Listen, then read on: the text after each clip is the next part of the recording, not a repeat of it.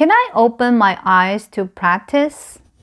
Some Qigong practices, such as Tai Chi, usually requires practice with eyes open because you need to watch out for your surroundings when moving around.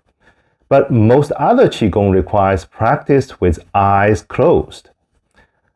Wherever eyes look, the mind will follow. Anything that happens outside can easily distract you. Qigong practice is not for exercising the body. It is to contain your mind and be aware of the qi flow. That's why you are more focused when you keep your eyes closed. If your mind can stay very calm and focused even when an earthquake happens, congratulations, you have progressed to a master's level.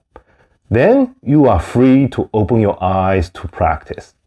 You can even sleep with your eyes open. But before that, you need to close your eyes to concentrate during practice.